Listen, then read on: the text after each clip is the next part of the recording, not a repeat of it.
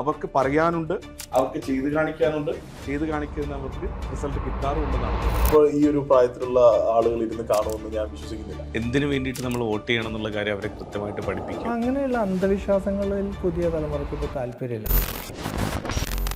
KBD, പൂക്കി, 1000+ ഓര, flex ഇങ്ങനെ നീണ്ടുപോവാണ് ജെൻസി ജനറേഷൻ്റെ വാക്കുകൾ. ശരിക്കും നമുക്ക് ഇവരോട് പ്രോപ്പർലി കമ്മ്യൂണിക്കേറ്റ് ചെയ്യാൻ പറ്റുന്നുണ്ടോ?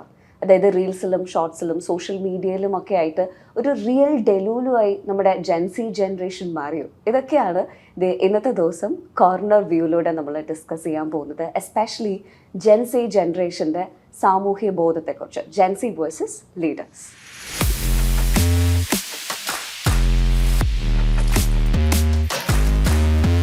ഇപ്പോൾ നോക്കുകയാണെങ്കിൽ ഏത് കോണിലാണെങ്കിലും ലോകത്തിൻ്റെ അങ്ങോളം ഇങ്ങോളമുള്ള രാജ്യങ്ങളിൽ കൃത്യമായുള്ള ഇടപെടലുകൾ ഇവർ നടത്തുന്നുണ്ട് എന്ന് നമുക്ക് പറയാനായിട്ട് വരും. പക്ഷേ ഇവർ കൃത്യമായിട്ടുള്ള നിലപാടുകളുള്ളവരാണ്. ചിലപ്പോൾ ചില നിലപാടുകളോട് വിയോജിപ്പുള്ളത് കൊണ്ടാണ് ഇവർ അതിനെതിരെ പ്രതികരിക്കുന്നത് എന്നുള്ള ഒരു കാര്യമാണ് നമുക്ക് മനസ്സിലാകുന്നത്. നോക്കിയാൽ ഇവർക്ക് കൃത്യമായുള്ള നേതാക്കന്മാരില്ല, അല്ലെങ്കിൽ കൃത്യമായുള്ള പ്രസംഗങ്ങൾ, വാദോരാതെയുള്ള മണിക്കൂറുള്ള പ്രസംഗങ്ങളോ ഒന്നുമില്ല. പക്ഷേ ഇവർ നിലപാടുകൾ ഉറച്ചു നിൽക്കുന്നുണ്ട്. അതിനെതിരെ കൃത്യമായിട്ടുള്ള ക്യാമ്പയിനുകളാണ് നടത്തുന്നത്. ഇപ്പോൾ നമുക്കറിയാം പല ക്യാമ്പയിനുകളുടെയും തുടക്കം കോളേജുകളാണ്. കോളേജുകളിൽ നിന്ന് തുടങ്ങുന്ന ക്യാമ്പയിനുകളാണ് അത് ലോകമെങ്ങും വ്യാപിക്കുന്നത് എന്നുള്ളൊരു കാര്യം കൂടിയുണ്ട്. അങ്ങനെ വ്യാപിച്ച് കൃത്യമായിട്ട് തന്നെ അതിൻ്റെ ഒരു റിസൾട്ട് എത്തുന്നത് വരെ അത് അവർ കൊണ്ടുപോകും. ഇപ്പോൾ പല പല രാജ്യങ്ങളിലെ ഒരുപാട് പ്രക്ഷോഭങ്ങൾ നമ്മൾ കാണുന്നതാണ്. ഇപ്പോൾ നമ്മുടെ ഏഷ്യ മുതൽ അല്ലെങ്കിൽ ലാറ്റിൻ അമേരിക്ക വരെയുള്ള രാജ്യങ്ങളുടെ ഈ യുവതലമുറയുടെ ആ ഒരു കൃത്യമായുള്ള ഇടപെടൽ നമ്മൾ പലപ്പോഴായിട്ട് കണ്ടിട്ടുണ്ട്. പണ്ട് നമ്മൾ സ്കൂളിൽ പഠിച്ചിട്ടുണ്ട് ഈ ഫ്രഞ്ച് വിപ്ലവത്തെക്കുറിച്ച്. ആ സമയത്തും അന്ന് ഈ വിപ്ലവത്തിന് മുന്നിട്ടിറങ്ങിയത് യുവതലമുറയായിരുന്നു. പക്ഷേ കാലം മാറി ഇടപെടലുകൾ കൃത്യമായിട്ട് യുവതലമുറ നടത്തുന്നു എന്ന് പറയാനായിട്ട് വരും. ഈ മൊബൈൽ ഫോൺ വെച്ചാണ് ഇരിക്കുന്നത്, അവരൊന്നും ചെയ്യുന്നില്ല. പക്ഷേ നമുക്കറിയാലോ ഈ മൊബൈൽ ഫോൺ നമ്മുടെ കയ്യിൽ വെക്കുമ്പോൾ ഈ തലച്ചോറിൻ്റെ ഒരു എക്സ്റ്റൻഷനാണ് കയ്യിലിരിക്കുന്നത് എന്നാണ് പലപ്പോഴും നമ്മൾ കളിയാക്കിയൊക്കെ പറയുന്നത്. പക്ഷേ കൃത്യമായിട്ടുള്ള സംഭവമാണ്. അവർക്ക് എന്താണ്, എവിടെയാണ്, എപ്പോഴാണ് നടക്കുന്നതിനെ കുറിച്ച് വ്യക്തമായിട്ടുള്ള ധാരണയുണ്ട്, ഇടപെടുന്നുണ്ട്. അതുകൊണ്ട് തന്നെ റിസൾട്ട് കണ്ടെത്താനും പറ്റുന്നുണ്ട്. എവിടെയാണോ അനീതി നടക്കുന്നത്, എവിടെയാണോ അഴിമതി നടക്കുന്നത്, അവിടെയാണ് ഇടപെടുന്നത്. ഈ ജെൻസികൾ വെറുതെ ഇരിക്കുകയല്ല മൊബൈൽ ഫോണുമായിട്ട്. അവർക്ക് പറയാനുണ്ട്, അവർക്ക് ചെയ്ത് കാണിക്കാനുണ്ട്, ചെയ്ത് കാണിക്കുന്നതിന് അവർക്ക് റിസൾട്ട് കിട്ടാറുണ്ടെന്നാണ് തോന്നുന്നത്. തീർച്ചയായിട്ടും അത് ഇപ്പം നമ്മൾ നോർമലി എല്ലാ സ്ഥലങ്ങളിലും ഇപ്പോൾ നമ്മളുടെ ജെൻസി ആയിക്കോട്ടെ അല്ലെങ്കിൽ ഏത് ജനറേഷൻ ആയിക്കോട്ടെ മനുഷ്യനുള്ളിടത്ത് അഭിപ്രായ വ്യത്യാസങ്ങളും ഉണ്ട്. അപ്പം നമുക്ക് ഇപ്പോൾ നോർമലി ഇപ്പോൾ നമ്മൾ 5 പേര് ഇരിക്കുന്നത്, നമുക്ക് 5 പേർക്ക് 5 അഭിപ്രായങ്ങളാണ്. അതുപോലെ നമ്മൾ ചില കാര്യങ്ങളോട് ഭയങ്കര ആക്റ്റീവായിട്ട് പ്രതികരിക്കുന്നുണ്ടാവും, ചിലരോട് ആക്റ്റീവായിട്ട് പ്രതികരിക്കുന്നുണ്ടാവില്ല. എന്ന് പറഞ്ഞ പോലെ ജെൻസിയും അവരിൽ വളരെ ആക്റ്റീവായിട്ട് ഈ പറഞ്ഞ കാര്യങ്ങൾ ശ്രദ്ധിച്ച് കാണുന്ന ആളുകളുണ്ട്, ചിലർ അങ്ങനെ വലിയ രീതിയിൽ ശ്രദ്ധിക്കാത്ത ആളുകളുണ്ട്. പക്ഷേ എനിക്ക് തോന്നുന്നത് അവരുമായിട്ട് കമ്മ്യൂണിക്കേറ്റ് ചെയ്യുന്ന രീതിയെ പറ്റിയിട്ടാണ്. അപ്പോൾ 1 മണിക്കൂർ ഒരു വൈകുന്നേരം നടക്കുന്ന ഒരു ചർച്ച ഇപ്പോൾ ഈ ഒരു പ്രായത്തിലുള്ള ആളുകൾ ഇരുന്ന് കാണുമെന്ന് ഞാൻ വിശ്വസിക്കുന്നില്ല. അതേ സാധനം അവരിലേക്ക് കൈമാറുന്നത് ഒരു പക്ഷേ ഒരു ട്രോളായിരിക്കാം, ഒരു ട്രോൾ വീഡിയോ ആയിരിക്കാം, ഒരു 30 സെക്കൻഡിൻ്റെ വീഡിയോയിലൂടെ ആയിരിക്കും അവരത് കമ്മ്യൂണിക്കേറ്റ് ചെയ്യപ്പെടുന്നത്. അതാണ് ഡിഫറൻസ് വരുന്നത്. അല്ലാതെ ഇവർ കുറേ പേര് അത് ശ്രദ്ധിക്കുകയും ശ്രദ്ധിക്കാതിരിക്കുകയും ചെയ്യുന്നുണ്ട്. ഇപ്പോൾ നമുക്ക് മറ്റ് രീതിയിൽ നോക്കുകയാണെങ്കിൽ ഇപ്പോൾ വോട്ടർമാരുടെ എണ്ണം കാര്യങ്ങളിലേക്കൊക്കെ നോക്കുകയാണെങ്കിൽ ഇപ്പം കേരള സമയത്തോളം നമുക്കറിയാം നമ്മളുടെ ജെൻസി കേരളം വിട്ടുപോകുന്നു എന്നുള്ളൊരു ചർച്ച ഓൾറെഡി നടക്കുന്നുണ്ട്. അപ്പോൾ അതിൻ്റെയൊക്കെ ഭാഗമായിട്ടായിരിക്കാം മൊത്തത്തിൽ നാഷണൽ ലെവലിൽ നോക്കുന്ന സമയത്ത് ജെൻസി വോട്ടർമാരെ വെച്ച് കമ്പയർ ചെയ്യുന്ന സമയത്ത് കേരളത്തിൽ 18% വരുന്നത്. മറ്റേ 22.4% വരുന്ന സമയത്ത് കേരളത്തിൽ 18% മാത്രമാണ് ജെൻസി വോട്ടർമാർ വരുന്നത്. അപ്പോൾ ഇതൊക്കെ പക്ഷേ ഈ 18% എന്ന് പറയുന്നത് ഇൻഫ്ലുവൻസ്ഡ് ആയിട്ടുള്ള ആളുകളാണ്. അവരുടെ രാഷ്ട്രീയ ബോധം എത്രത്തോളം ഉണ്ട് എന്നുള്ളത് നമ്മളുടെ തുടർന്നുള്ള കാലഘട്ടത്തെ നിർണ്ണയിക്കുന്ന കാര്യം തന്നെയാണ്, അതിൽ തർക്കമില്ല. പക്ഷേ ഇവരോട് കമ്മ്യൂണിക്കേറ്റ് ചെയ്യപ്പെടുന്നത് എങ്ങനെയാണ്? ഇപ്പോൾ ഇവർക്ക് നമ്മളുടെ ഒരു സബ്ജക്റ്റ് വെച്ച് പറയുകയാണെങ്കിൽ ലീഡേഴ്സിനെ ആയിട്ട് എങ്ങനെ കമ്മ്യൂണിക്കേറ്റ് ചെയ്യുന്നു, അവർ ലീഡേഴ്സിനെ കമ്മ്യൂണിക്കേറ്റ് ചെയ്യുന്നുണ്ടോ, അവരെ പരിഗണിക്കുന്നുണ്ടോ എന്നുള്ളതിനേക്കാൾ എങ്ങനെ ലീഡേഴ്സ് ഇവരുമായിട്ട് കമ്മ്യൂണിക്കേറ്റ് ചെയ്യപ്പെടുന്നു എന്നുള്ളതാണ്. പഴയ രീതികൾ വെച്ച് മുന്നോട്ട് പോയി കഴിഞ്ഞാൽ ആ ഒരു കമ്മ്യൂണിക്കേഷൻ എത്രമാത്രം പ്രാവർത്തികമാവും എന്നുള്ളത് ഒരു ചോദ്യചിഹ്നം തന്നെയാണ്. അതെ, ഈ വിഘടനവാദികളും പ്രതിക്രിയാവാദികളും പ്രഥമ ദൃഷ്ട്യ അകൽച്ചയിലായിരുന്നെങ്കിലും അന്തർധാര സജീവമാണെന്നൊക്കെ പറഞ്ഞു കഴിഞ്ഞാൽ ചിലപ്പോൾ അവർക്ക് മനസ്സിലാകണമെന്നില്ല. ഇപ്പോൾ അവരുടെ ഭാഷയിലേക്ക് നമ്മൾ കമ്മ്യൂണിക്കേറ്റ് ചെയ്യണം എന്നുള്ള കാര്യത്തിലേക്ക് വന്നു കഴിഞ്ഞിരിക്കുകയാണ്.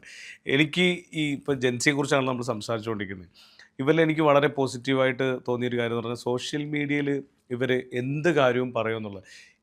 ഇവരെ കാണിച്ചു തന്നെ എനിക്ക് തോന്നുന്നു മുന്നിലുള്ള ജനറേഷനെ പോലും കാണിച്ചു തന്ന ഒരു കാര്യം, ഒരു നെഗറ്റീവായ കാര്യത്തെ എങ്ങനെ നമുക്ക് പോസിറ്റീവായിട്ട് കാണാം. ഇപ്പോൾ എക്സാമ്പിൾ അവർക്കൊരു ജോലി നഷ്ടമായി, അവർ ജോലി റിസൈൻ ചെയ്തു.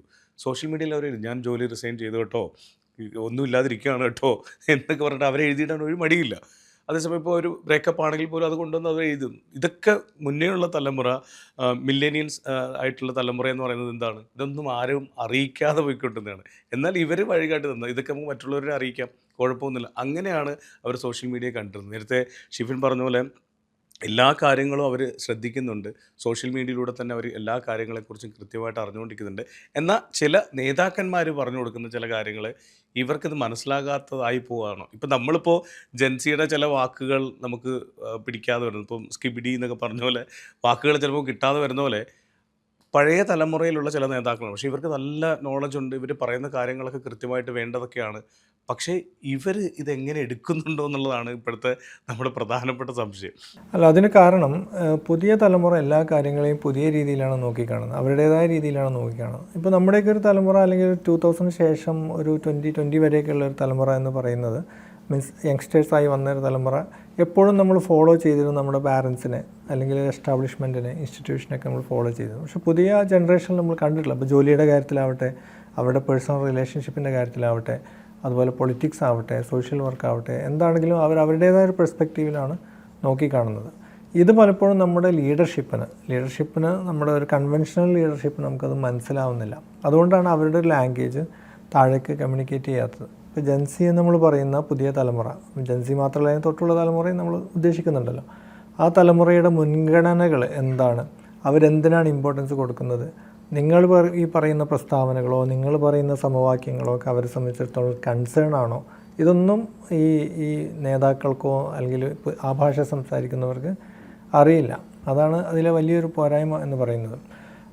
ഒരേ സമയം അവർ സോഷ്യൽ മീഡിയ വഴി ഒരു ലോകവീക്ഷണം അവർക്കുണ്ട്, ലോകത്ത് എന്താണ് സംഭവിക്കുന്നതെന്ന് അറിയുന്നുണ്ട്. അവരെപ്പോഴും സ്ക്രോൾ ചെയ്യുന്നത് വെറും അർത്ഥമില്ലാത്ത റീൽസുകൾ മാത്രമല്ല, സോഷ്യൽ ആക്ടിവിറ്റീസൊക്കെ അവർ സ്ക്രോൾ ചെയ്യുന്നുണ്ട്.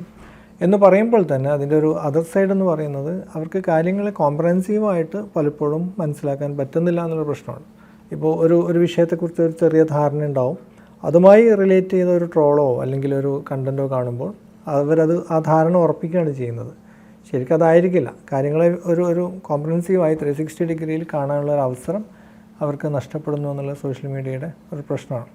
പിന്നെ മൊത്തത്തിൽ തന്നെ ലോകത്ത് കാര്യങ്ങൾ മുന്നോട്ട് പോകുന്ന രീതിയിൽ മാറ്റം വന്നിട്ടുണ്ട്. ഇപ്പോൾ പഴയ പോലെ 9 to 5 ജോബ് എന്ന് പറയുന്ന കോവിഡിന് ശേഷം അതിൻ്റെ സ്ട്രക്ചറിൽ മാറ്റം വന്നു. ഗിഗ് എക്കോണമി വന്നു, സർക്കിൾ എക്കോണമി വന്നു.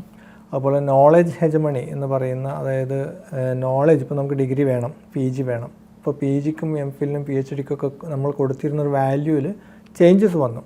കംപ്ലീറ്റ് പോയി എന്നല്ല, പക്ഷേ ചേഞ്ചസ് വന്നു. അപ്പോൾ ക്വാളിഫിക്കേഷൻ ഇല്ലാതെ തന്നെ നമുക്ക് നല്ല ജോലികളാവാം. അതുപോലെ 8 to 5 അല്ലാതെ തന്നെ നമുക്ക് വർക്കിൽ റിസൾട്ട് ഉണ്ടാക്കാം. 8 to 5 8 മണിക്ക് ഓഫീസിൽ വരിക എന്നുള്ളതല്ല, വർക്ക് കംപ്ലീറ്റ് ചെയ്യുക എന്നുള്ളതാണ്. ഇങ്ങനെ ഈ പുതിയ തലമുറയുടെ അപ്രോച്ചുകളിൽ ഒരുപാട് മാറ്റങ്ങൾ വന്നിട്ടുണ്ട്. ഇത് മനസ്സിലാക്കാതെയാണ്, അതിപ്പോൾ പൊളിറ്റിക്കൽ ലീഡർഷിപ്പ് ആണെങ്കിലും സോഷ്യൽ ലീഡർഷിപ്പ് ആണെങ്കിലും ഒരു കമ്പനിയുടെ CEO അല്ലെങ്കിൽ അതുപോലുള്ള ലീഡർഷിപ്പ് ആണെങ്കിലും പലപ്പോഴും ബിഹേവ് ചെയ്യുന്നത്. അതുകൊണ്ടാണ് ഈ ക്ലാഷ് വരുന്നത് എന്നുള്ളതാണ്. അപ്പോൾ കൃത്യമായി ഈ വരുന്ന വലിയൊരു പെർസെൻറ്റേജ്, ഇപ്പോൾ ഇന്ത്യയെക്കുറിച്ച് നമ്മൾ പറയുമ്പോൾ ഇന്ത്യയിലെ പ്രധാനപ്പെട്ട രാഷ്ട്രീയ സംഭവവികാസങ്ങൾ എന്നാണ് സംഭവിച്ചതെന്ന് പോലും അറിയാത്ത, അതിനുശേഷം ജനിച്ച വലിയൊരു പോപ്പുലേഷനാണ് ഇന്ത്യ ആര് ഭരിക്കണമെന്ന് തീരുമാനിക്കുന്നത്. എല്ലാ രാജ്യത്തും ഇതാണ് അവസ്ഥ. മീൻസ് അവരുടെ പോപ്പുലേഷൻ വളരെ കൂടുതലാണ്. അപ്പോൾ അവർക്ക് മനസ്സിലാകുന്ന ഭാഷയിൽ സംസാരിക്കുകയും അവരുടെ പ്രിഫറൻസുകൾക്ക് മുൻഗണന കൊടുക്കുകയും ചെയ്തിട്ടില്ലെങ്കിൽ ഞങ്ങളുടെ നാട് അടുത്തൊന്നും ശരിയാവില്ല, ഞങ്ങൾ ഇവിടം വിട്ടു പോകട്ടെ, മൈഗ്രേറ്റ് ചെയ്ത് പോകട്ടെ, ഒരു 50 വർഷം കഴിഞ്ഞ് ഞങ്ങൾ എത്തിയ സ്ഥലത്തേക്ക് നിങ്ങളെത്തുമ്പോൾ ഞങ്ങൾ തിരിച്ചു വരാം എന്ന് പറയുന്ന ഒരു ജൻസിയുടെ അല്ലെങ്കിൽ തലമുറയുടെ എണ്ണം കൂടി വരികയാണ്. അപ്പോൾ ചെയ്യാവുന്നത് നമ്മുടെ ശീലങ്ങൾ, അനാവശ്യമായ ശീലങ്ങളും ഒക്കെ മാറ്റി നിർത്തിക്കൊണ്ട് ശീലങ്ങൾ മീൻസ് അതിൻ്റെ കാര്യത്തിൽ വാശി പിടിക്കാതെ ആവശ്യമുള്ള കാര്യങ്ങളിൽ മാത്രം ഫോക്കസ് ചെയ്തുകൊണ്ട് നമ്മുടെ നേതൃത്വം പെരുമാറുകയാണെങ്കിൽ, അതായത് നോ നോൺസെൻസ് എന്ന് പറയും. ഇതാണ് ഇപ്പോൾ ന്യൂ ജെന്നിൻ്റെ ഒരു ടെർമിനോളജിയാണ് നോ നോൺസെൻസ്. അതിന് സമയം കളയാൻ ഞാനില്ല, അതിൽ കാര്യമില്ല, ഇത് റിസൾട്ടില്ല. അങ്ങനെ വളരെ കോറിൽ വളരെ സ്പെസിഫിക് ആണ് അവർ. ഇത് നമ്മുടെ ലീഡർഷിപ്പ് കൂടി മനസ്സിലാക്കി ബിഹേവ് ചെയ്യുകയാണെങ്കിൽ ഇവരെ കൂടി നമുക്ക് ഉൾക്കൊള്ളാനും കൊണ്ടുവരാനും നമുക്ക് ഒരു സൊസൈറ്റിയുടെ റീകൺസ്ട്രക്ഷനിൽ അവരെ പങ്കാളികളാക്കാൻ സാധിക്കും. ഇവർക്കിപ്പോൾ ശരിക്കും പറഞ്ഞാൽ വ്യക്തമായൊരു രാഷ്ട്രീയമുള്ള ആൾക്കാരുണ്ട്, എന്നാൽ ഇതൊന്നും ഇല്ലാതെ രാഷ്ട്രീയം തന്നെ വേണ്ടെന്ന് പറഞ്ഞു പോകുന്ന ആൾക്കാരുണ്ട്. എന്നാൽ സ്വന്തം പാർട്ടിക്കാരെ പോലും എതിർത്ത് പറയുന്ന പലരെയും നമുക്ക് കാണാൻ പറ്റും. അവർ സോഷ്യൽ മീഡിയയിലൂടെ കൃത്യമായി പോസ്റ്റ് ഇടുക കൂടി ചെയ്യുന്നുണ്ട്. കൃത്യം അവർ ചെയ്തത് തെറ്റാണെന്ന് അതിനെതിരെ പ്രതികരിക്കുന്ന ന്യൂ ജനറേഷൻ നമുക്ക് കാണാൻ പറ്റും. എന്നാൽ ചില ആൾക്കാർ എനിക്കൊരു സാമൂഹ്യ പ്രവർത്തനമാണ് നല്ലത്, ഇതൊന്നും വേണ്ട, ഞാൻ എൻ്റെ രീതിയിൽ സാമൂഹ്യ പ്രവർത്തനം ചെയ്ത് പോകാം എന്ന് കാണുന്നതും ജൻസീനെ നമുക്ക് കാണാനായിട്ട് സാധിക്കും. പക്ഷെ ഇവരെയൊക്കെ ഇനി പല ആൾക്കാരും ഇത് താല്പര്യമില്ലാതെ മുന്നോട്ട് പോകുന്ന സമയത്ത് ഇവരെയൊക്കെ തിരിച്ചു കൊണ്ടുവരാൻ വേണ്ടിയിട്ട് എന്താണ് നേതാക്കൾ ചെയ്യേണ്ടതെന്നുള്ളൊരു കാര്യം കൂടി. അത് നമ്മൾ നേരത്തെ പറഞ്ഞതിൻ്റെ തുടർച്ച എന്നുള്ള അർത്ഥത്തിൽ ഐഡിയോളജികളിൽ ആളുകൾക്ക് 100% വിശ്വാസം നഷ്ടപ്പെട്ടിട്ടൊന്നുമില്ല. ഐഡിയോളജിയിൽ ഇപ്പോഴും അത് റിലീജിയസ് ആവട്ടെ, പൊളിറ്റിക്കൽ പാർട്ടി ആവട്ടെ, വാട്ട് എവർ ഇറ്റ് ഈസ്. പക്ഷേ അത് ഈ ഐഡിയോളജികൾ ഇംപ്ലിമെൻ്റ് ചെയ്യാൻ വേണ്ടി ഉണ്ടാക്കിയ ഒരു ബോഡിയാണ് രാഷ്ട്രീയ പാർട്ടികളോ അല്ലെങ്കിൽ സംഘടനകൾ എന്ന് പറയുന്നത്. സംഘടനകൾ കുറച്ച് കഴിയുമ്പോൾ ഐഡിയോളജിയെ മറികടക്കുകയും അത് തന്നെ ഒരു വലിയ എസ്റ്റാബ്ലിഷ്മെൻറ്റായി മാറുകയും ചെയ്യുമ്പോൾ ആളുകൾക്ക് മടുപ്പ് വരും. അതിലൊരു കടുംപിടുത്തം കുറേ പേര്. അങ്ങനെയുള്ള അന്ധവിശ്വാസങ്ങളിൽ പുതിയ തലമുറയ്ക്ക് ഇപ്പോൾ താല്പര്യമില്ല. പാർട്ടി പറഞ്ഞിരിക്കുന്നു, അല്ലെങ്കിൽ സംഘടന പറഞ്ഞിരിക്കുന്നു, നേതാവ് പറഞ്ഞിരിക്കുന്നു. ഇപ്പോൾ നേതാവിന് പോലും പ്രസക്തി കുറയുന്നു എന്നുള്ളതാണ്. അപ്പോൾ നേതാവ് പുതിയ തലമുറ എങ്ങനെ ചിന്തിക്കുന്നു, അവരുടെ മുൻഗണന എന്ത് എന്ന് മനസ്സിലാക്കിയില്ലെങ്കിൽ അവർ ഔട്ട്ഡേറ്റഡ് ആണ്. കാരണം തലമുറ ഇപ്പോൾ ഫോക്കസ് ചെയ്യുന്നത് ഇഷ്യൂസിലാണ്, അല്ലാതെ വ്യക്തിയിലല്ല. ഇന്ന നേതാവ് എന്ത് പറഞ്ഞാലും കേൾക്കുക എന്ന് വിശ്വസിക്കുന്ന ആളുകളുടെ എണ്ണം കുറഞ്ഞു വരുന്നു. അതേസമയം ഇന്ന വിഷയം റൈസ് ചെയ്യുന്നത് ആരാണോ അവരാണ്. ഗ്ലോബലി തന്നെ ഉണ്ടായിട്ടുള്ള ചില നേതാക്കളെ നമ്മൾ കണ്ടാൽ അവർ പരമ്പരാഗത നേതാക്കളല്ല, അവരൊക്കെ ഇഷ്യൂ ബേസ്ഡ് ആയിട്ട് വന്നതാണ്. ഇപ്പോൾ തെരുവിൽ പ്ലക്കാർഡുമായിട്ട് ഇറങ്ങി എനിക്ക് വോട്ട് ചെയ്യൂ എന്ന് പറഞ്ഞ് തുടങ്ങിയിട്ട് അവസാനം അവരെ ജനങ്ങൾ മുഴുവൻ സപ്പോർട്ട് ചെയ്യുകയും എവിടെ നിന്നോ വന്ന പോലെ നമുക്ക് അവർ പിന്നീട് നേതൃസ്ഥാനത്ത് എത്തുകയും ഭരണതലത്തിലെത്തുകയും. കാരണം ഈ ഒരു ജനറേഷൻ എപ്പോഴും ഇഷ്യൂസിനെയാണ് ഫോക്കസ് ചെയ്യുന്നത്, അല്ലാതെ കൺവെൻഷണൽ ലീഡർഷിപ്പിനെ അല്ല എന്നുള്ളതാണ്. ഈ ഒരു മാറ്റം സാമൂഹിക സംഘടനകളും പാർട്ടികളും ഒക്കെ ബോധപൂർവം ഇന്ത്യയിൽ കൊണ്ടുവന്നിട്ടില്ലെങ്കിൽ അവർ മൊത്തം ഔട്ട്ഡേറ്റഡ് ആവും എന്നുള്ളതാണ്. തീർച്ചയായിട്ടും. ഇപ്പം നമ്മൾ ഓരോ കാലഘട്ടത്തിനനുസരിച്ചിട്ടുള്ളൊരു മാറ്റം ഉണ്ടാവുക എന്ന് പറയുന്നത് പണ്ട് കാലം മുതലേ നടന്നിട്ടുണ്ട്. ഇപ്പം നമ്മളുടെ മുന്നേയുള്ള ജനറേഷൻ ആണെങ്കിലും അതിന് മുന്നിലുള്ള ജനറേഷൻ ആണെങ്കിലും ഒക്കെ കാലഘട്ടത്തിനനുസരിച്ച് മാറി മാറി തന്നെ വന്നതാണ്. ഇപ്പം നമ്മളിപ്പോൾ ജെൻസിയെ പറ്റി പറയുന്നു. ഇപ്പോൾ 2010 മുതൽ ഇങ്ങോട്ടേക്ക് നമ്മളുടെ ആൽഫ ജനറേഷൻ വരുന്ന സമയത്ത് അവർ സ്മാർട്ട് ഫോണിൽ ജനിച്ചു വളർന്നവരാണ്. ഇപ്പോൾ ബീറ്റ ജനറേഷൻ വരുമ്പോൾ അവർ എയിൽ ജനിച്ചു വളർന്നവരാണ്. ഇപ്പം ഇവരോടൊക്കെ എങ്ങനെ കമ്മ്യൂണിക്കേറ്റ് ചെയ്യണം എന്നുള്ളത് അന്നത്തെ കാലത്തെ നേതാക്കന്മാർ തീർച്ചയായിട്ടും അവർക്ക് ഇതിനേക്കാൾ കൂടുതൽ കൺസേൺ ആയിരിക്കും. കാരണം നമ്മളുടെ ടെക്നോളജി ഒരു വലിയ ബൂമിങ് നടന്നുകൊണ്ടിരിക്കുന്നുണ്ട്. അപ്പോൾ ഈ ടെക്നോളജി ബൂമിങ്ങിനനുസരിച്ച് മനുഷ്യന്മാരുടെ ചിന്താഗതികൾ മാറുന്നുണ്ട്. ഇപ്പോൾ ജെൻസി ഒരു പരിധിവരെ ജെൻസിയെ സംബന്ധിച്ചോളം തൊട്ട് മുമ്പുള്ള മില്ലിനേഴ്സിനെ സംബന്ധിച്ചോളം നോക്കുകയാണെങ്കിൽ നമുക്ക് എല്ലാം അറിയാം. ഇതിൻ്റെ തൊട്ട് മുമ്പുണ്ടായിരുന്ന, അതായത് നമ്മളോട് വീട്ടിൽ വന്ന് സംസാരിച്ചുകൊണ്ട് നമ്മളോട് നേതാക്കന്മാർ സംസാരിച്ചതും അല്ലെങ്കിൽ വലിയ മൈക്ക് കെട്ടിയിട്ട് സംസാരിച്ച് അത് മണിക്കൂറുകൾ ഇരുന്ന് കേട്ടിരുന്ന ആളുകളുമാണ്. അതേസമയം ഇത് നേരത്തെ പറഞ്ഞ പോലെ ട്രോളുകളും ചെറിയ ചെറിയ വീഡിയോസും കണ്ടന്റും കണ്ടുള്ള ആളുകളാണ്. പക്ഷെ ഇതിൽ ഒരു സൈഡ് മാത്രം കണ്ടതും മറ്റത് കേട്ടുകേൾവി മാത്രമായിട്ടുള്ള ആൾക്കാരുണ്ട്. ആൽഫ, ബീറ്റ തുടങ്ങിയുള്ള ജനറേഷനൊക്കെ അങ്ങനെയായിരിക്കും വരുന്നത്. അപ്പോൾ അവരോട് ഇനി എങ്ങനെയാണ് ഈ നേതാക്കന്മാർ കമ്മ്യൂണിക്കേറ്റ് ചെയ്യേണ്ടി വരിക എന്നുള്ളതും ഒരു ഇൻട്രസ്റ്റിംഗ് ആയിട്ടുള്ള ഒരു കാര്യമായിരിക്കും ഇനി വരും ഭാവിയിൽ. അതിലൊരു കാര്യം കൂടിയുണ്ട്. അതായത് ഇപ്പോഴത്തെ കഴിഞ്ഞ നമ്മുടെ ത്രിതല പഞ്ചായത്ത് ഇലക്ഷൻ നോക്കുകയാണെങ്കിൽ പലയിടങ്ങളിലും ഇപ്പോൾ ജിവിൻ പറഞ്ഞ പോലെ പല കാൻഡിഡേറ്റുകളും അതിന് വേണ്ടിയിട്ട് വർക്ക് ചെയ്തിട്ടുണ്ട്. അതായത് ചില ഇടങ്ങളിൽ പോസ്റ്റർ ഇല്ല, പേപ്പർലെസ് ആയിരുന്നു, പോസ്റ്റർ ഉപയോഗിക്കുന്നില്ല. അവർ ഡിജിറ്റലി തന്നെയാണ് അവരുടെ പ്രചരണം നടത്തിയിരുന്നത്. മൊബൈൽ ഫോണുകളിലൂടെ തന്നെയാണ് ചെറിയ ചെറിയ പോസ്റ്റേഴ്സ്, മോഷൻ പോസ്റ്റേഴ്സ് ആയിട്ടും ഓഡിയോസ് ആയിട്ടും അങ്ങനെയാണ് അവർ പ്രചരണം നടത്തിയിരുന്നത്. അപ്പോൾ ഈ കാൻഡിഡേറ്റുകളും പലപ്പോഴും അതിനനുസരിച്ച് മാറുന്നുണ്ട്.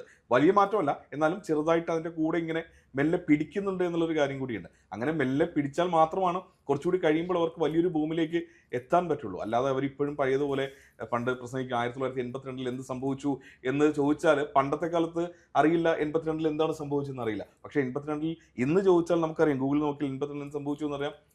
കൃത്യമായിട്ടുള്ള ഡേറ്റ നമുക്ക് അവിടെ കിട്ടുന്നുണ്ടാകും. അപ്പോൾ അതുകൊണ്ട് തന്നെ അങ്ങനെ പറഞ്ഞ് പറ്റിക്കാനായിട്ട് ഇപ്പോഴത്തെ തലമുറയെ പറ്റില്ല എന്ന് തന്നെയാണ് പറയുന്നത്. ഇത് ലീഡർഷിപ്പ് ശ്രദ്ധിക്കേണ്ട ചെറിയൊരു കാര്യം കൂടിയാണ്. ഇപ്പോൾ ഈ ഇലക്ഷൻ ക്യാമ്പയിനൊക്കെ ചെയ്യുമ്പോൾ എനിക്ക് വോട്ട് ചെയ്യുക എന്ന പോസ്റ്റർ ഉണ്ടാക്കിയിട്ട് ഡിജിറ്റൽ മീഡിയ സ്പ്രെഡ് ചെയ്യുന്നതോടൊപ്പം തന്നെ ഈ പൊളിറ്റിക്കൽ എഡ്യൂക്കേഷൻ അല്ലെങ്കിൽ ഹിസ്റ്ററി എഡ്യൂക്കേഷൻ ഒക്കെ അവർക്ക് കൊടുക്കാൻ കൂടി ലീഡർഷിപ്പ് ശ്രദ്ധിക്കണം. കാരണം എനിക്ക് വോട്ട് ചെയ്യണമെന്ന് പറഞ്ഞുകൊണ്ട് മാത്രം ഒരാൾ വോട്ട് ചെയ്യില്ല. അതിൻ്റെ ഒരു ബാക്ക്ഗ്രൗണ്ടും ഒരു ഹിസ്റ്ററിയൊക്കെ കൊടുത്തുകൊണ്ട് തന്നെ ചെയ്യാൻ അവർക്ക് ചെയ്യും. അപ്പോൾ അത് മനസ്സിലാക്കണം. നിങ്ങൾ ലൈബ്രറി കയറി വായിച്ചോളൂ, അല്ലെങ്കിൽ എൻ്റെ പ്രസംഗം കേൾക്കാൻ ടൗൺ ഹാൾ വന്നോളൂ എന്ന് പറഞ്ഞാൽ നടക്കില്ല. അതിന് പകരം നിങ്ങൾ ഈ പോസ്റ്റർ മാത്രം ഷെയർ ചെയ്യുന്നതിന് പകരം അവരെ വോട്ടർമാരെ എഡ്യൂക്കേറ്റ് ചെയ്യാനുള്ള ഒരു അറ്റംപ്റ്റ് കൂടി ഈ ലീഡർഷിപ്പ് എടുക്കണം. എങ്കിലേ നമ്മൾ ഉദ്ദേശിച്ച ഒരു റെസ്പോൺസിബിൾ സിറ്റിസണായിട്ട് നമുക്ക് ഈ ന്യൂജനെ ബിൽഡപ്പ് ചെയ്യാൻ കഴിയുള്ളൂ എന്നുള്ളതാണ്. എന്തിന് വേണ്ടിയിട്ട് വോട്ട് ചെയ്യണമെന്നുള്ളത് പ്രധാനമായിട്ടും പുതിയ ജനറേഷൻ അറിഞ്ഞിരിക്കേണ്ടതാണ്. ഇപ്പോൾ ഒരു വ്യക്തിയെ അല്ലെങ്കിൽ ഒരു പാർട്ടിയിലെ ഒരു നേതാവിനെ തിരഞ്ഞെടുക്കുന്നതിനേക്കാൾ എന്തിനു വേണ്ടിയിട്ട് നമ്മൾ വോട്ട് ചെയ്യണം എന്നുള്ള കാര്യം അവരെ കൃത്യമായിട്ട് പഠിപ്പിക്കുക എന്നുള്ളതാണ്. ഈവൻ നമ്മളിപ്പോൾ ഡിജിറ്റലി നമ്മൾ പല കാര്യങ്ങൾ ചെയ്യുന്നുണ്ടെങ്കിൽ അവർ ഏത് സോഷ്യൽ മീഡിയ ആണ് യൂസ് ചെയ്യുന്നത് അതിലൂടെ നമുക്ക് കൊടുക്കാൻ പറ്റണം. അതാണ് എനിക്ക് തോന്നുന്നു കൂടുതലും നേതാക്കന്മാർ ഇനി ശ്രദ്ധിക്കേണ്ടത്. ഇനി നിങ്ങളുടെ പ്രചാരണങ്ങളൊക്കെ തന്നെ ഇപ്പോഴത്തെ ജനറേഷൻ ഏത് സോഷ്യൽ മീഡിയ ആണ്, ഏത് പ്ലാറ്റ്ഫോമാണ് അവർ യൂസ് ചെയ്യുന്നത്, അതിലൂടെ നമുക്ക് കമ്മ്യൂണിക്കേറ്റ് ചെയ്യാൻ പറ്റട്ടെ. അവർ ആവശ്യപ്പെടുന്നത് അവരുടെ ജോലിയുമായി ബന്ധപ്പെട്ട കാര്യങ്ങളായിരിക്കും, നാടിന് മാറ്റങ്ങൾ വരുത്തേണ്ട കാര്യങ്ങളൊക്കെ ആയിരിക്കും. അതൊക്കെ നമുക്ക് അറിഞ്ഞ് മനസ്സിലാക്കി കൊടുക്കാൻ പറ്റുക. അവരുടെ ഭാഷയിൽ ഒന്നുകൂടി ഇപ്പോൾ ഇപ്പോഴത്തെ തമാശ നിറഞ്ഞ വാക്കുകളിലൂടെ കമ്മ്യൂണിക്കേറ്റ് ചെയ്യാൻ പറ്റുന്നുണ്ടെങ്കിൽ അത് തന്നെയായിരിക്കും ബെറ്റർ ആയിട്ടുള്ള കാര്യം. അതിൽ വേറെ ഇമ്പോർട്ടൻ്റ് ആയ ഒരു സംഭവം ഇൻട്രാക്ഷനാണ്. വൺ സൈഡ് കമ്മ്യൂണിക്കേഷൻ എന്ന് പറയുന്നത് ഇപ്പോൾ മരണപ്പെട്ട് കഴിഞ്ഞു. ഇൻട്രാക്ഷനാണ്. ഇപ്പോൾ നമുക്കൊരു വികസിത രാജ്യങ്ങളിലെ ജനാധിപത്യ പ്രക്രിയ എന്ന് പറയുന്നത് ഡിബേറ്റുകളാണ്. നമുക്ക് ചുമരിൽ കൊണ്ടുപോയി പോസ്റ്റർ ഒട്ടിക്കുന്നതിന് പകരം ഒരു സമയം ഫിക്സ് ചെയ്തിട്ട് കാൻഡിഡേറ്റ്സുകൾ തമ്മിൽ ഡിബേറ്റുകൾ നടക്കുന്നു, അവരോട് ചോദ്യങ്ങൾ ചോദിക്കുന്നു, വോട്ടർമാർ ചോദ്യങ്ങൾ ചോദിക്കുന്നു. അപ്പോൾ ഇൻട്രാക്ട് ചെയ്യാനുള്ളൊരു അവസരമുണ്ട്. ഇപ്പോൾ നമുക്ക് സോഷ്യൽ മീഡിയയുടെ ഒരു സ്ട്രക്ചർ എന്ന് പറഞ്ഞാൽ തന്നെ നമ്മൾ പോസ്റ്റ് ചെയ്യുകയല്ല ചെയ്യുന്നത്. ലൈക്ക് വേണം, കമൻറ്റ് വേണം, അതുപോലെ ഷെയർ വേണം. എന്ന് പറഞ്ഞാൽ അത് കാണുന്നവർ അതിനോടൊരു നിലപാടെടുക്കുന്നു, റെസ്പോണ്ട് ചെയ്യുന്നു എന്നുള്ളതാണ്. ഇത് ശീലിച്ച ഒരാളെ സംബന്ധിച്ചിടത്തോളം ഇങ്ങനെ തന്നെ ആയിരിക്കണം. ഒരു ലീഡർഷിപ്പ് വന്നിട്ടൊരു കാര്യം പറയുമ്പോൾ തിരിച്ച് ചോദ്യങ്ങൾ ചോദിക്കാനും അതിന് കൃത്യമായി മറുപടി പറയാനൊക്കെ. കാരണം എല്ലാവർക്കും എല്ലാം മനസ്സിലാകുന്ന ഒരു ലോകത്താണ് നമ്മൾ ജീവിക്കുന്നത്. പഴയ പോലെ ഒളിപ്പിച്ച് വെക്കുവാനോ അല്ലെങ്കിൽ എന്തെങ്കിലും വിശ്വാസം പ്രചരിപ്പിക്കുക അങ്ങനെയൊന്നും കഴിയില്ല. എല്ലാവരും യുക്തി വെച്ച് ചിന്തിക്കുന്ന ഒരു സമയത്താണ്. അപ്പോൾ ഇൻട്രാക്ഷൻ, നേതൃത്വം എപ്പോഴും താഴെത്തട്ടുള്ളവരുമായിട്ട് ഇൻട്രാക്ട് ചെയ്യുക, അവരുടെ ക്വസ്റ്റ്യൻസ് കേൾക്കുക, പോസിറ്റീവായി കേൾക്കുക, മറുപടി പറയാൻ വേണ്ടിയല്ല മറിച്ച് സ്വീകരിക്കാൻ വേണ്ടിയിട്ട് കേൾക്കുക. അങ്ങനെ ആകുമ്പോൾ ഗിവ് ആൻഡ് ടേക്കിൽ മാത്രമേ പുതിയ ജനറേഷനെ സംബന്ധിച്ചിടത്തോളം ഇതിലൊരു ഇൻവോൾവ്മെൻറ്റ് ഫീൽ ചെയ്യുള്ളൂ. അങ്ങനെ ഇൻവോൾവ്മെൻറ്റ് ഫീൽ ചെയ്യുമ്പോഴേ അവരിതിനൊക്കെ ഗൗനിക്കുകയുള്ളൂ, പരിഗണിക്കുകയുള്ളൂ. ഇല്ലെങ്കിൽ അവരവരൊഴുക്ക് പോകും എന്നാണ് നമുക്ക് മനസ്സിലാക്കാൻ കഴിയുക. എക്സാമ്പിൾ ഇപ്പോൾ ഞാൻ ഒരു പാർട്ടി എടുത്ത് പറയല്ലോ, ഇപ്പം നമ്മുടെ ചീഫ് മിനിസ്റ്റർ ആകണമെന്ന് ഇപ്പോൾ പുതിയ ജനറേഷൻ ആഗ്രഹിക്കുന്നത് അവർക്കിടയിലുള്ളൊരു ആൾ വരണമെന്നാണ് അവർ ആഗ്രഹിക്കുന്നത്. അതിനിപ്പോഴത്തെ നേതാക്കന്മാർ അനുമതി നൽകുവാണ്. അത് അനുമതി നൽകേണ്ടതുണ്ട്. അതാ ഞാൻ പറഞ്ഞത്, ഒരു പാർട്ടി അതിൻ്റെ ഇത്ര പെർസെൻറ്റേജെങ്കിലും നവീകരിച്ചിട്ടില്ലെങ്കിൽ, കാരണം അവർ അഡ്രസ്സ് ചെയ്യുന്ന ഇപ്പോൾ നേരത്തെ ജിബിൻ പറഞ്ഞ പോലെ 18 to 28% പുതിയ ആളുകളാണ്. അവരുടെ റെപ്രസെൻറ്റേറ്റീവ്, അവരെ പോലെ ചിന്തിക്കുന്ന, അവരുടെ ഭാഷയിൽ സംസാരിക്കുന്ന കുറച്ച് പേരെങ്കിലും ആ പാർട്ടിയിൽ ഇല്ലെങ്കിൽ അതൊരു പ്രശ്നമാണ്. ഒരുപക്ഷെ അനുഭവ സമ്പത്ത്, രാഷ്ട്രീയ പാരമ്പര്യമൊക്കെ പ്രധാനം തന്നെയാണ്. അങ്ങനെയുള്ള ഒരാൾ അതിൻ്റെ തലപ്പത്ത്, ഭരണ തലപ്പത്ത് എത്തിയാലും 2ാം സ്ഥാനത്തോ 3ാം സ്ഥാനത്തോ ഒക്കെ ആയിട്ട് ഈ പറയുന്ന ജനറേഷനിലുള്ളവർ കൂടി ഉണ്ടാവുക. ഇനി അവരുമായിട്ട് നിരന്തരം കൂടിക്കാഴ്ചകളും ചർച്ചകളും നടത്തുക എന്നുള്ളത് വളരെ പ്രധാനമാണ്. കാരണം 70 വയസ്സ് 80 വയസ്സായ ഒരാൾ 18 വയസ്സായ ഒരാൾക്ക് വേണ്ടിയിട്ട്, ഒരു പൗരന് വേണ്ടിയിട്ട് പദ്ധതി തയ്യാറാക്കുമ്പോൾ എന്തായാലും പോരായ്മയുണ്ടാവും. അതിപ്പോൾ സ്റ്റേറ്റിലാണെങ്കിലും സെൻട്രലാണെങ്കിലും നമ്മുടെ വീട്ടിലാണെങ്കിലും ഉണ്ടാവും, ആ വ്യത്യാസം ഉണ്ടാവും. അപ്പോൾ എപ്പോഴും നമ്മൾ താഴെയുള്ളവരെ കേൾക്കുക, എന്നിട്ട് നമ്മുടെ അനുഭവ സമ്പത്ത് കൂടി പരിചയം വെച്ചുകൊണ്ട് ഒരു സംയുക്തമായൊരു പരിഹാരം നിർദ്ദേശിക്കുക എന്നുള്ളതാണ് പാർട്ടികളും സംഘടനകളും സ്ഥാപനങ്ങളും ഒക്കെ ചെയ്യേണ്ടത്. അപ്പോൾ ജെൻസിയെ ലീഡേഴ്സിലേക്ക് എത്തിക്കണമെങ്കിൽ ലീഡേഴ്സ് ജെൻസിയിലേക്ക് എത്തുക എന്നുള്ളതാണ് കോർണർ വ്യൂവിലൂടെ നമ്മൾക്കൊക്കെ ഉരുത്തിരിഞ്ഞു വന്നിട്ടുള്ള ഒരു point. And what is your view point? Comment below.